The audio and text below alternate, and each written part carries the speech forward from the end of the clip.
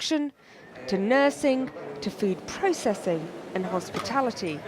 Give me, just plates. Tony Keatis has a chain of 35 restaurants with more than 1,000 staff, half of which are European. He says he's worried about trying to grow a company at a time when good workers are disappearing. Because we have less people coming through.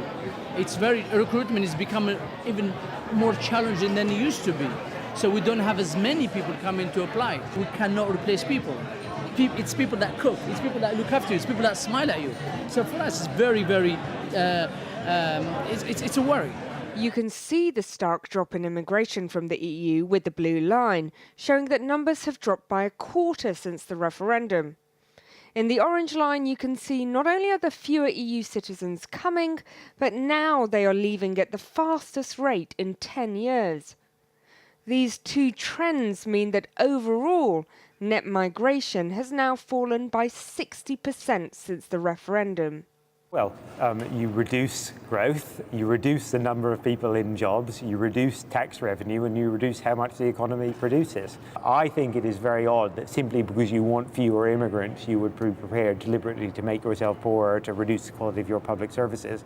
But some people appear to think that's what we voted for. Maybe it is. But have a look at this graph. The blue line shows the fall in EU immigration. But in green, you can see that non-EU immigration has actually increased to levels not seen since 2004. In a way, this is the worst of both worlds. An exodus of workers from key industries, but at the same time a failure to curb immigration, one of Theresa May's cornerstone promises. But David Goodhart, the author who's been critical of free movement, says today's figures are good news. The problem with EU immigration has been it is so indeterminate, and it's that kind of uncertainty and indeterminacy about EU free movement that I think has made it very unpopular. With people coming from outside the EU, we have much more control over who comes. They come here for a limited period of time on a visa, and then usually after a certain period of time they go home. Goodhart has little time for company complaints about European workers leaving. He says in the end it's better for the country. We have given employers a huge free lunch in the last 15 or 20 years, talking about, in Marxian terms, about a kind of reserve army of labour in Eastern and Central Europe. The question is whether there's an army of British workers at the ready to fill these jobs, or whether we're just hurting the economy and making us all poorer.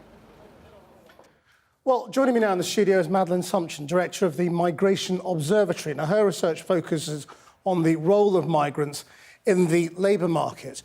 First of all, do we know anything about why the numbers of Europeans has dropped off so much? I mean, are they feeling unwanted, disliked?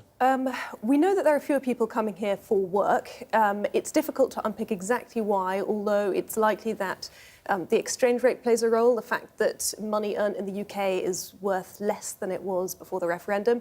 And it's possible that the uncertainty around Brexit and future status of people coming here has had an impact, but it's difficult to unpick. Because the numbers leaving has gone up as well, and I suppose that might be because the value of the pound.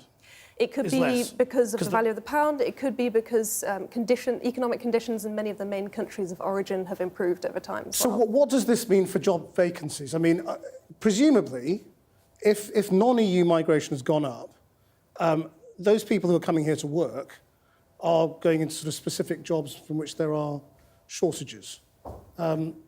Is there a straight swap between the non-EU migrants and the EU migrants? Or are they filling different jobs? The profile of jobs that EU and non-EU migrants fill is slightly different. So non-EU migrants, on average, tend to be in slightly higher skilled positions. Many of the people coming in under the visa system are specifically being sent to very highly skilled So jobs. they are the skilled migrants that the government says it wants? Many of the non-EU citizens are, yes. And of course, on both sides. Aren't a lot of them family as well? Yes, so on the non-EU side, actually the biggest single reason for immigration is international study. And so you have students, a small number of whom enter the labour market, family members, skilled workers. So there's a real mix. I think it's difficult to kind of treat this as just a monolithic category on either side. But if this trend continues, does that mean we're likely to see shortages of unskilled labour in things like fruit picking and some of those jobs that EU migrants have filled? It's really difficult, actually, to say what the right amount of immigration is. Now, from employers' perspective, obviously they welcome having larger numbers of people in the labour force. A lot of the research, though, on looking at what are the impacts of this, either for workers or for the economy as a whole, find that the overall economic impacts of migration are actually not as big as many people expect. I mean, some people think that this will mean wages have to go up to attract people in Britain to those jobs. Interestingly, the research does not show that immigration has a big impact on wages either way. There are some groups who are affected in the bottom, kind of 10 to 20% of earners, and who could benefit in the short run if there was much lower immigration. But the research really does suggest that the immigration is just not a major factor that's determining how well those people do in the labour market. But broadly, do you think this is a trend? EU migration going down, non-EU migration going up? Or is it just... Immigration levels actually fluctuate unpredictably in all sorts of ways. It's very difficult to know. Obviously, the big wild card is policy, what will happen in the future. And if we do have much more restrictive immigration policies to EU citizens, then you would kind of expect to see that trend solidify. With just a couple of weeks to go before Parliament votes on whether or not to accept the government-backed EU withdrawal bill, Theresa May has accepted the BBC's invitation to a head-to-head Brexit debate with the Labour leader, Jeremy Corbyn. But he's not agreed to it yet, saying he'd rather do it with ITV. Our political correspondent, Michael Crick, assesses the day's development. Brexit split the country and now it's dividing broadcasters. Today, the BBC said Theresa May wants to take part in a debate 2 days before the big Commons vote, suitably for a dancer after the results show of Strictly Come Dancing. Likely audience, 9 million. But Labour think Number 10 and the Beeb are engaged in a cosy stitch-up. Jeremy Corbyn says he is keen to debate, but prefers ITV. The ITV offer seemed a sensible one. It reaches a wide audience, and the timing looked good to me because it's not inconveniencing people who may wish to watch other things later in the evening. One should always have respect for the viewers. An ITV debate would precede the final of I'm a Celebrity, Get Me Out of Here. Audience around 10 million. Yet both die-hard Brexiteers and Remainers say May and Corbyn aren't the right debaters. The idea that you have Theresa May and Jeremy Corbyn, who both have policies that say Brexit has to happen. Jeremy Corbyn, we know, pretty reluctant on the People's Vote, even if that's part of his party's policy. And the People's Vote campaign itself has gone from a standing start to being the most popular outcome in 8 months. And meanwhile, if you're a proper Brexiteer, like a Rees-Mogg or a Johnson, you're excluded as well. So I think the broadcasters really have to look to themselves to see whether this is actually within what they define as their own responsibilities, because I don't. There needs to be a representative of the two options that currently sit on the table. That is this deal, which I guess should be the Prime Minister, and that is a world trade deal, which is the no-deal situation. What about a Remainer? Currently, I think Corbyn is a Remainer, and May was a Remainer. This morning, Theresa May went to the Commons to be grilled by MPs who chair major committees. Hilary Benn asked whether Downing Street had options ready if MPs reject her deal in a fortnight's time. Is there any internal planning going on in Number 10?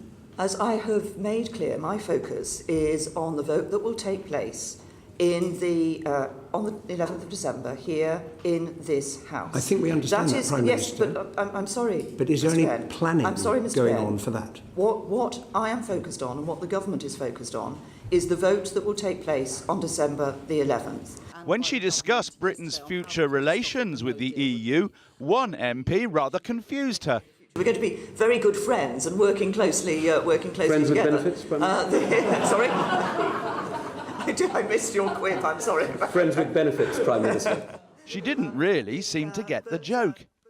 Right now, there doesn't seem to be any majority in Parliament for any option on Brexit, except against the idea of no deal.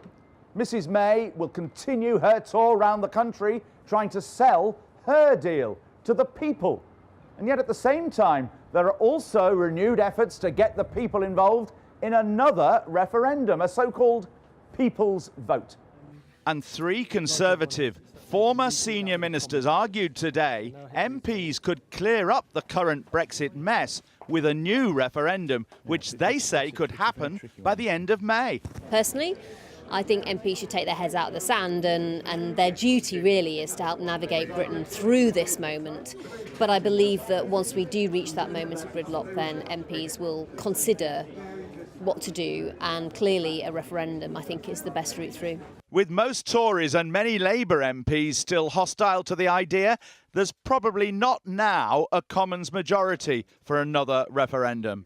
Yet, amid the likely turmoil of the next few weeks, that could well change. Well, for those wondering what the government's immigration policy might be after Brexit, Mrs May was asked several times at the Liaison Committee today whether she'd publish the immigration white paper, much awaited white paper, before the vote in the Commons in 13 days' time. And several times Mrs May just wouldn't say.